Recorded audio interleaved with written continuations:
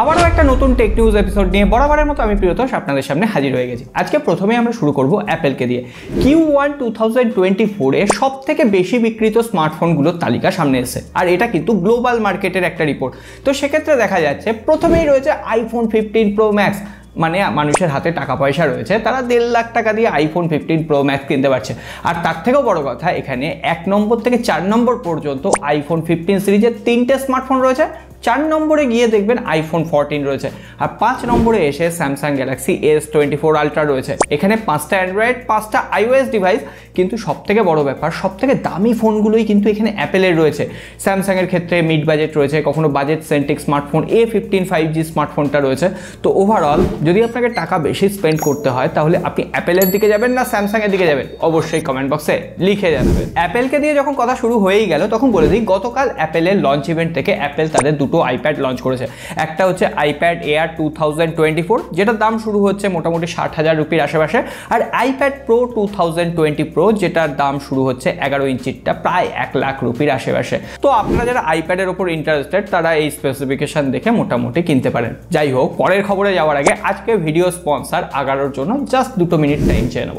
Video বানানোর থেকেও এই স্টুডিওতে আরও একটা কঠিন কাজ রয়েছে, সেটা হচ্ছে এই স্টুডিওটাকে ঝকঝকে তকতকে রাখা। তার জন্য আজকে আমরা টেস্ট করব আগারোর তরফ থেকে এই ক্লিনিং মপটা। বাক্সটা অনেক বড় সড়ো, আগে সরিয়ে রাখি, আর সরিয়ে রেখে লাভই বাকি। আগে বাক্সটা ওপেন করে নিই। বাক্স খোলার সঙ্গে সঙ্গে মেন ইউনিটটা রয়েছে, এখানে একটা হ্যান্ডেল রয়েছে, একটা এক্সটেন্ডার রড রয়েছে, এছাড়াও এখানে দুটো এক্সট্রা প্যাড দেওয়া হয়েছে, এসি অ্যাডাপ্টার দেওয়া হয়েছে এটাকে চার্জ করার জন্য, এছাড়াও এখানে ওয়ারেন্টি কার্ড, এমনকি ইউজার ম্যানুয়ালও দেওয়া হয়েছে। আমি ইউজার ম্যানুয়ালের একদমই ধার ধারি না, একদম নিজেই সেট করে নেওয়া যায়। এখানে যে অ্যাটাচমেন্টটা রয়েছে সেটার সঙ্গে এক্সটেন্ডেড রডটা কানেক্ট করবেন, এর সঙ্গে হ্যান্ডেলটা কানেক্ট করবেন, ব্যাস আপনার মেন ইউনিট রেডি। তারপরে এখানে জাস্ট দুটো সুইচ রয়েছে, একটা পাওয়ার অন অফের সুইচ, আর একটা হচ্ছে ওয়াটার স্প্রে গানের সুইচ, অর্থাৎ আপনার প্রয়োজন মতো জল স্প্রে করে আপনি ফ্লোরকে আরো ঝকঝকে করতে পারেন। আর এটা যে কোনো ফ্লোরের জন্যই পারফেক্ট, সেটা আপনার সিমেন্টের মেঝে থাকুক বা মার্বেল থাকুক বা টাইলস থাকুক, সেটা কোনো ম্যাটার করবে না, আপনার ফ্লোরকে ঝকঝকে তকতকে করে দেবে। আর এটা ইউজ করা সব থেকে সোজা। প্রথমত যে মেজারিং কাপ রয়েছে সেখানে 200 ml জল নিয়ে আপনি জাস্ট ওয়াটার ট্যাঙ্কটা ফুল করে দেবেন, তারপরে জাস্ট অন করবেন আর আপনার মপিং চালু। আর এটা যেহেতু ইলেকট্রিক স্পিন মপ, অটোমেটিক্যালি এটা ঘুরতে আরম্ভ করবে, আপনি জাস্ট এটাকে ডাইরেকশন দেবেন, ব্যাস। আর এটা যেহেতু রোটেটেবল হ্যান্ডেল রয়েছে তার জন্য কোনায় কোনায় ঢুকে যাচ্ছে। এমনকি এখানে সব থেকে বড় ফিচার, এখানে এলইডি লাইট দেওয়া হয়েছে, ফলে কোনায় যদি কোনো নোংরা থাকে সেটা আপনি দেখতে পাবেন, এমনকি সেটাকে পরিষ্কার করতে পারবেন। এর সঙ্গে 150 RPM বটম প্যাড স্পিড রয়েছে, যেটা আপনার ফ্লোরকে ঝকঝকে তকতকে করে রাখবে, কোনো ময়লা রাখতে দেবে না। তবে হ্যাঁ, এটা মনের ময়লা পরিষ্কার করতে পারে না। আর এত সব কিছুর পর এখানে 1 ইয়ার ওয়ারেন্টি রয়েছে, আমি ডেসক্রিপশন বক্সে লিঙ্ক দিয়ে রাখবো, আপনারা চাইলে প্রোডাক্টটা চেক আউট করতে পারেন। আমার স্টুডিওতে সত্যি একটা হ্যান্ডফুল, মানে একদম লাইফ সেভিং একটা জিনিস পেয়ে গেছি। না, অ্যাপেলের খবর এখনো শেষ হয়নি। অ্যাপেল একটা দারুণ আপডেটের ওপর কাজ করছে। বলা হচ্ছে iOS 17.5 এর যে আপডেট আসবে সেখানে অ্যাপেল এমন একটা ফিচার ইনক্লুড করবে যে ক্ষেত্রে আপনার ফোনটা সার্ভিস সেন্টারে থাকার সময়ও কিন্তু ফোনের ফাইন্ড মাই ডিভাইসটা অন থাকবে। অর্থাৎ সার্ভিস সেন্টারের লোক আপনার ফোনটা পার্সোনালি নিজের বাড়ি নিয়ে যাচ্ছে কিনা বা পার্সোনালি অন্য জায়গায় নিয়ে যাচ্ছে কিনা, আপনার স্মার্টফোনটার সাথে কোনো অপব্যবহার হচ্ছে কিনা, আপনি ঘরে বসেই অন্য আইফোন বা অ্যাপেল ক্লাউড দিয়ে টের পেয়ে যাবেন যে ওই ফোনটা আদৌ সার্ভিস সেন্টারে আছে কিনা, না সার্ভিস সেন্টারের বাইরে বেরিয়েছে। তো বেশ ভালো একটা আপডেট। কদিন পরে আবার অ্যান্ড্রয়েডেও আসবে, চিন্তার দরকার নেই। ভাইরে ভাই, একেই বলে ঝটকা। গতকাল গুগলের পিক্সেল 8 স্মার্টফোনটা ইন্ডিয়ান মার্কেটে লঞ্চ করেছে। যাই হোক, দাম শুনলে না মাথা খারাপ হয়ে যাবে। এর আগে আমরা গুগলের পিক্সেল 4 দেখেছি, 6 দেখেছি, মোটামুটি মধ্যবিত্তের নাগালে ছিল। এবার যে 8 তার দাম রাখা হয়েছে প্রায় 53,000 রুপি। আর স্পেসিফিকেশন ওই টেনসারের G3 চিপসেট, মানে ওই এক্সিনোস প্রসেসরের একটা রিব্র্যান্ডেড ভার্সন। বাদবাকি স্পেসিফিকেশন আপনাদের সামনে দিয়ে দিলাম। আর কথা বলার মতো বলতে, আগের জেনারেশনে কোনো রকম হায়ার রিফ্রেশ রেট ছিল না, এই জেনারেশনে 120 Hz রিফ্রেশ রেট দেওয়া হয়েছে। কিন্তু ডিসপ্লের বেজেল আর চিন দেখলে আরও একবার মাথা আপনার গরম হয়ে যাবে। এত বড় বড় চিন বেজেল। এখন তো মনে হচ্ছে স্যামসাংয়ের A55 ফোনটাই সস্তা ছিল।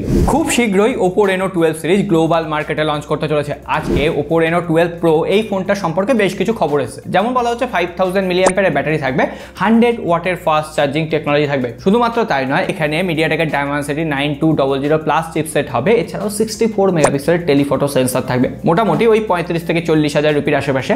আর এই ফোনটা কিন্তু Vivo V30 Pro কে কম্পিট করার জন্য আসবে। অলরেডি Vivo V30 Pro কে নিয়ে আমরা ভিডিও বানিয়েছি, A55 এর সাথে কম্পারিজনও করেছি। আই বাটনে লিঙ্ক থাকলেও ভিডিওগুলো দেখে নিতে পারেন। Motorola Edge 50 Pro ফোনটা নিয়ে যথেষ্ট হাঙ্গামা হয়েছিল। যাই হোক, আমাদের পরিবারে আনবক্সিং আসেনি, কিন্তু হ্যাঁ, Motorola H50 Fusion বলে আরও একটা নতুন স্মার্টফোন আসতে চলেছে এই মাসের 16 তারিখ। যদিও তার আগে মোটোরোলা তাদের দুটো প্রিমিয়াম সেন্টিক বাডস লঞ্চ করবে, আর এই বাডসগুলো আমার একটু এক্সপিরিয়েন্স করার ইচ্ছে আছে। যাই হোক, মোটোরোলা H50 Fusion এই ফোনটায় 144 হার্জের একটা অ্যামোলেড ডিসপ্লে থাকছে, কার্ভড অ্যামোলেড ডিসপ্লে অবশ্যই। এর সঙ্গে সঙ্গে Qualcomm Snapdragon 7S Gen 2 chipset থাকছে, 50 মেগাপিক্সেলের সনি লাইটিয়ার সেন্সার থাকছে, এছাড়াও 30 মেগাপিক্সেলের আল্ট্রা ওয়াইড অ্যাঙ্গেল সেন্সার থাকছে। মনে হয় 5000 mAh এর ব্যাটারি, ওই 68 বা 80 ওয়াটের ফাস্ট চার্জার, এরকম কিছু একটা থাকবে। তো দেখা যাক 16 তারিখেই একদম খুল্লা হয়ে যাবে কি স্পেসিফিকেশন আসছে। মোটামুটি আপনি ধরতেন 22 থেকে 25,000 রুপির মধ্যে লঞ্চ হবে। যাই হোক, এত কিছুর পরে বহু প্রতীক্ষিত Realme GT Neo 6 কিন্তু ইন্ডিয়ান মার্কেটে লঞ্চ করতে চলেছে। এখনো পর্যন্ত যেটুকু খবর রয়েছে এই মাসেই লঞ্চ করবে, আর বেশ পাওয়ারফুল চিপসেট থাকছে, কোয়ালকম স্ন্যাপড্রাগন 8S Gen 3। আর এই ফোনটা মেনলি কিন্তু পোকো F6 কে কম্পিট করার জন্য আসবে। বলা হচ্ছে 30 থেকে 32,000 রুপির মধ্যে এই স্মার্টফোনটা লঞ্চ করবে। 1.5K অ্যামোলেড ডিসপ্লে, 120 হার্জের রিফ্রেশ রেট, 5500 mAh এর ব্যাটারি, মোটামুটি একটা পারফরমেন্স সেন্ট্রিক স্মার্টফোন হবে। এই ফোনটাকে নিয়ে চায়নাতে জবরদস্ত হাইপ হয়েছিল, এখন দেখা যাক ইন্ডিয়ান মার্কেটে কতটা অ্যাগ্রেসিভ আসে, আর অবভিয়াসলি বাংলাদেশেও বেশ ভালো দামেই যাবে। তবে এই মাসে মিড বাজেটে আরও একটা গেমিং সেন্ট্রিক স্মার্টফোন আসছে, আর সেটা হচ্ছে Infinix GT20 Pro। যদিও Infinix GT সিরিজের আন্ডারে শুধুমাত্র ফোন লঞ্চ করছে এমনটা নয়, তাদের ল্যাপটপ আসবে, এছাড়াও বেশ কিছু গেমিং ইকুইপমেন্ট, কুলার, এই সমস্ত কিন্তু তারা লঞ্চ করবে। যাই হোক, Infinix GT20 Pro এই ফোনটা এই মাসের 3rd উইক নাগাদ লঞ্চ করতে চলেছে। 22,000 রুপির আশেপাশে দাম হবে, মোটামুটি এটা কনফার্ম ধরে রাখতে পারেন। অফার পিরিয়ড এটা 20,000 রুপিও আসতে পারে, বাংলাদেশে 30 থেকে 32,000 টাকা, আর সেটা মোটামুটি জুন মাসের প্রথম থেকেই আপনারা পেয়ে যাবেন। এরপর সরাসরি আমরা স্যামসাং এর খবরে চলে আসবো। স্যামসাং যে আর্টিফিশিয়াল ইন্টেলিজেন্সের ব্যাপারে এখন অনেকটাই এগিয়ে আছে, এটা নতুন করে বলে দিতে হবে না। যাই হোক, স্যামসাং এবার ব্যাটারি এআই নিয়ে কাজ করছে। এতদিন পর্যন্ত আমরা সফটওয়্যারে বিভিন্ন ধরনের ফিচার পেয়েছি, আর্টিফিশিয়াল ইন্টেলিজেন্সের গ্যালারি অ্যাপ্লিকেশনে পেয়েছি। এবার স্যামসাং এমন একটা ফিচার আনবে যেখানে ব্যাটারি ছোট হলেও, মানে ধরুন ব্যাটারি 5000 mAh দিচ্ছে, কিন্তু সেই ব্যাটারির অপটিমাইজেশন এমনভাবে আর্টিফিশিয়াল ইন্টেলিজেন্স দিয়ে করা হবে যে অ্যাপ্লিকেশনগুলো আপনি রান করছেন না, সেই অ্যাপ্লিকেশনগুলো কোনোভাবেই ব্যাটারি ড্রেন করতে পারবে না, অর্থাৎ অটোমেটিক্যালি সেটা ডিপ স্লিপ হয়ে যাবে। আবার যখন আপনি ওপেন করতে যাবেন, এআই বুঝে নেবে যে আপনার এখন ওই অ্যাপ্লিকেশনটা দরকার, সঙ্গে সঙ্গে অ্যাপ্লিকেশনটা আবার র্যামে চলে আসবে, আবার এটা ওপেন হবে। এইভাবে সেই কিন্তু ব্যাটারিটা কাজ করবে, আর বলা হচ্ছে প্রায় 10% ব্যাটারি এইভাবে সেভ হবে, অর্থাৎ 5000 mAh এর ব্যাটারি দিলে সেটা 5500 mAh এর ব্যাটারির আউটপুট পাওয়া যাবে। তো দেখা যাক স্যামসাং এর এআই ব্যাটারি ফিচার কতটা হেল্পফুল হয়। আর S25 Ultra যে ফোনটা, সেটার একটা লিক ছবি সামনে এসেছে, জানি না কতটা সত্যি বা মিথ্যে। ফোনটার পেছনের দিকে একটা এলইডি ক্লক দেখা যাচ্ছে, আমি জানি না এটা কতটা সত্যি বা মিথ্যে। তো লিক ছবি সামনে এসেছে, আপনাদের সাথে দিয়ে দিলাম। যদিও মনে হয় না এরকম কিছু ফোন স্যামসাং আনবে, তবে হ্যাঁ, S25 Ultra এবারও কিন্তু কার্ভ ডিসপ্লে নয়, ফ্ল্যাট ডিসপ্লের সাথে আসছে। আর সব থেকে বড় কথা, স্যামসাং এর S25 সিরিজ কিন্তু Exynos এর চিপসেটের সঙ্গে আসছে, এবং সেটা 3 ন্যানোমিটার টেকনোলজি বেস প্রসেসর হবে। হতে পারে S25 Ultra যেটা, সেটা আমরা কোয়ালকম প্রসেসর পাবো, বাদ বাকি S25 এবং S25 প্লাসে আবার সেই Exynos প্রসেসরই আমাদের পোয়াতে হতে পারে। যাই হোক, এই সমস্ত আপডেট সবার আগে পাওয়ার জন্য এতক্ষণ ভিডিওটা দেখেছেন মানে ভালো লেগেছে, লাইক করে রাখবেন বস। লাইক করলে এই ভিডিওটা আরও বেশ কয়েকজনের কাছে রেকমেন্ড হয়ে যায়। নতুন হয়ে থাকলে সাবস্ক্রাইব করে রাখবেন। সকলে ভালো থাকবেন, দেখা হবে আগামী পর্বে।